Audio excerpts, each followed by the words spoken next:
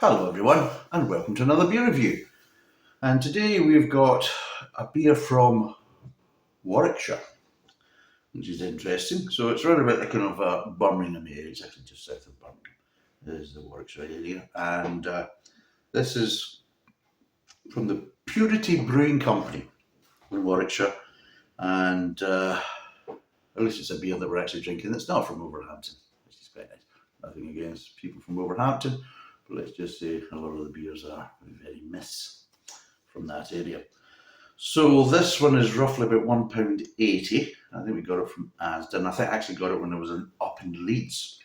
We did a few beer reviews with Nathan when we were up in Leeds. But unfortunately the heat was getting so bad in my room, the air conditioning wasn't working, it was just getting unbearable. So we didn't continue to do any more beer reviews while we were in Leeds. We did obviously buy some more beers, and there will be more kind of Yorkshire, kind of Leeds kind of base beer reviews coming up, but they will be done from here rather than basically from Leeds. So this is basically the Mad Goose. Woo! There we go, ladies and gentlemen. And it's a premium pale ale, and it's 4.2% volume. It's an award-winning ales from Warwickshire. They've got a tagline of great beer, real character. Any spill in the back? Oh God, there is. That's unbelievable. It's unfortunate. Right, so it's 4.2%, 500ml, £1.80 a bottle. So it's crafted with a conscience. In the heart of Warwickshire countryside, this bottle embodies our love of great beer with real character, brewed responsibly to leave an even better taste in your mouth. Award-winning Mad Goose is a zesty pale ale with a refreshing citrus finish inspired by our own fearsome feathered friend. Her hiss was far worse than her bite, except around mating season, when it was best to stay inside for another well-earned beer. Pairs perfectly with roast chicken and pork belly. Oh, there we go again. There you go. Another one of these bloody breweries that seem to think that, hey, they're also, experts in the culinary delights. So yeah, so apparently it was a SIBA Business Awards 2020. So there you go. So it got a business award. It doesn't actually, so it's an award-winning beer, but it's not really a beer. It's actually from the local kind of Warwickshire business kind of area, or SIBA. So there we go. So it's a green business. So there you go. So we got an award in 2020 for being a green business. So there you go. How marvellous. So what else I've got to do with the beer? But such is life. I mean, I'm sure lots of people are so delighted that the Purity Brewing Company has won an award for being a green business. This bloody world's gone mad. Anyway, so shall we crack it open and see what it's like?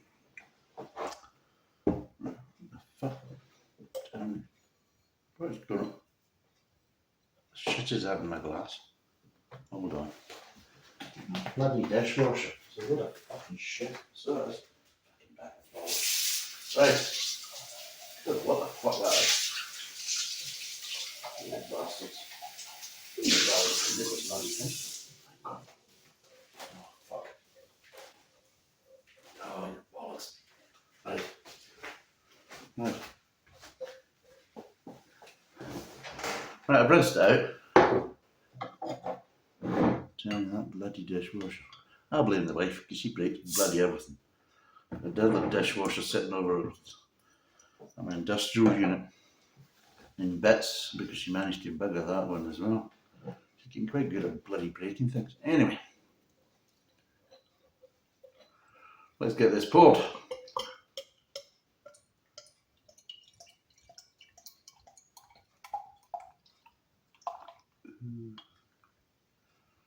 Well, even though it's a green business, at least the beer's the right colour. Maybe with the issues. Anyway, so it is apparently it's a premium pale ale. It's kind of light golden in colour.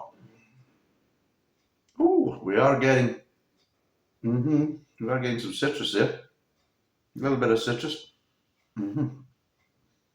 kind of a little bit of pepperiness as well.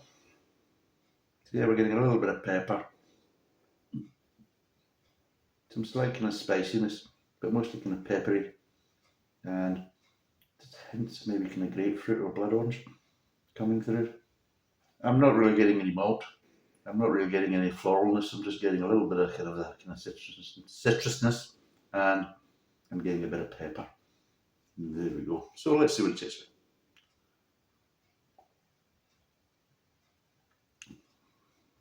Right.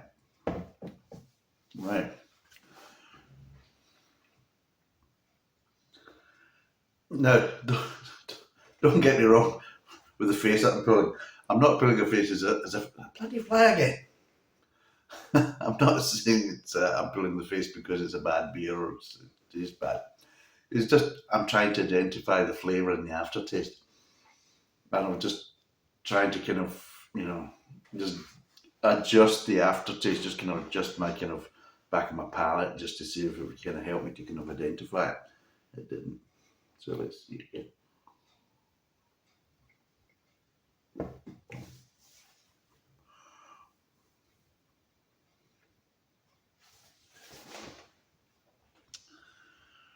It's a bit of a strange one because it's a flavour.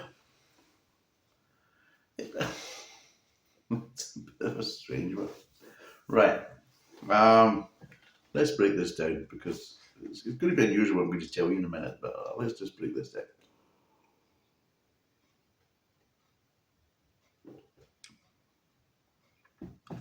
Right, it starts off with you get a little bit of very, very light sweet. At the start, very light sweets. But you start getting hints of light fruit at the start of the mouth as well. And that's kind of, you're trying to identify it, but you just can't quite identify it. You know it's not the kind of citrusness that it's kind of promising. So it's not kind of a citrus flavour. It's not floral either. But you're kind of identifying some sort of kind of flavour. You're thinking, that's a bit strange. But you have this underlying sweetness to start with, which it's enough and strong enough just to kind of put you off of trying to identify what this little light kind of how would you say, accents of fruit flavour at the start.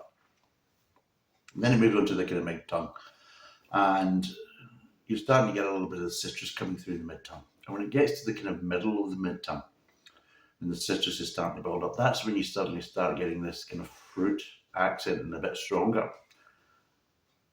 So the citrus you're getting is kind of a bit like kind of a blood orange, kind of the rind type of thing, the pith. But just at the mid tongue, you're just starting to get sporadic flashes of apricot. Just that kind of, but because it's mixed in with the kind of slight bitterness, the kind of pithiness of this kind of blood orange kind of flavouring you're getting with the hops, what it's doing is it's giving the accents in the roof of your mouth of apricot, but you're not really getting the sweetness, and that's another thing that's kind of throwing you. Think, am I tasting apricots there? And you're tasting apricots, or I'm tasting apricots, but it's slightly off-putting because you expect a kind of sweetness to go with that kind of flavour, and it's not there. You're getting that kind of bitterness, kind of from the kind of pithiness of the kind of citrus rind kind of flavouring you're getting from the hops. And then it moves on, and the kind of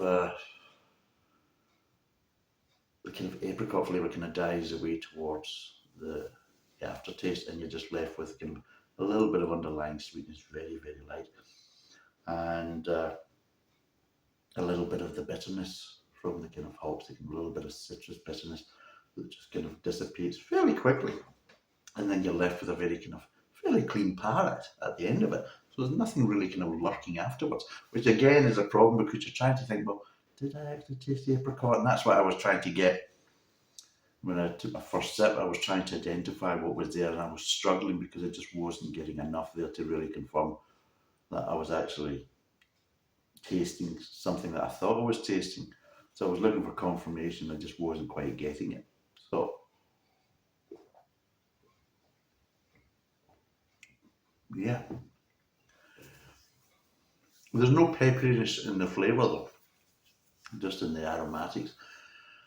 There's no kind of spiciness there either. It's just, yeah, you're just getting that kind of ever so slight, and it's not that kind of like the fresh apricot you're getting. That kind of it's almost kind of like that kind of little kind of dried kind of apricot kind of flavour, which you expect to get sweetness because it's like a dried apricot.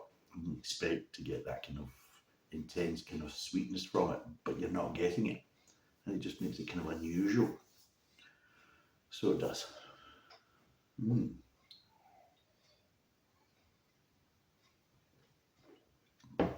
It's a nicely brewed beer,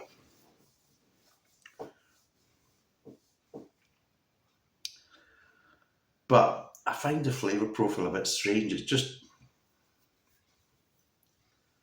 It's giving us hops, but the hops are,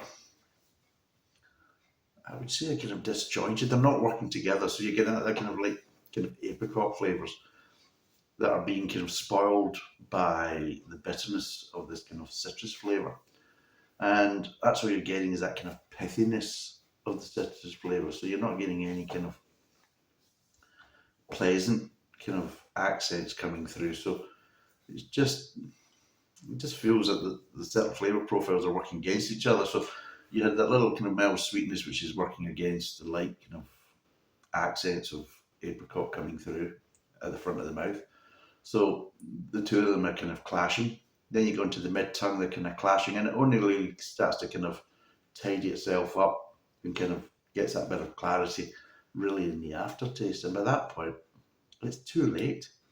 It's just not really kind of delivering what you wanted to deliver. You get a little accent, you think, oh, and it's like, no, you spoiled it. And that's what it feels like. It feels like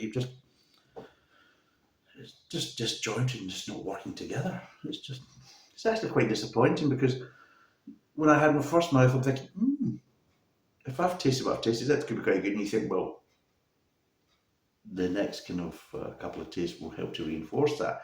Yes, it did, but it also helped to reinforce other issues that the beer's got. That it's just the flavour profiles are not working together, they're not married well, they really are kind of clashing.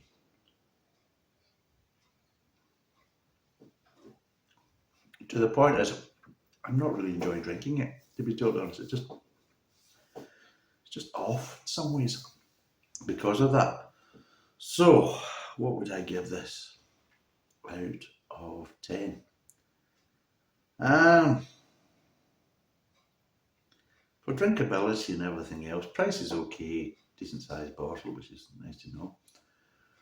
But just for drinkability, I'm not enjoying drinking it, and I would not buy it again just because I just feel it's just not really working. It's just a mix match that really just is not working. So out of 10,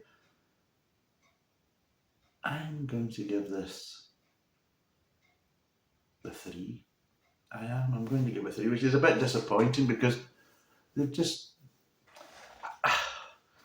they need to adjust the recipe because they've got their flavour profiles kind of upset basically that they're actually clashing. They're not working in unison, they're not kind of having that kind of flow. It's very disjointed, and yeah, it's quite off-putting. It's like, imagine, like, it's a good example, it's like salt and vinegar go together. I mean, you put it on your chips, you think, salt on the chips, well, they're okay. Vinegar on the chips, well, yeah, they're okay. But salt and vinegar do kind of go with the chips a lot better. They work with each other.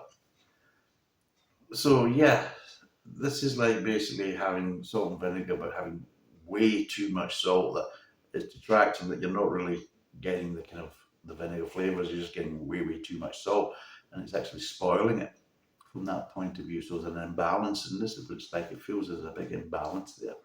So yes, it's going to be a 3 out of 10 for me, which is a bit disappointing because I'd actually want to give this quite a good kind of score line, but unfortunately I can't. So it's 4.2%. It's a premium pale ale.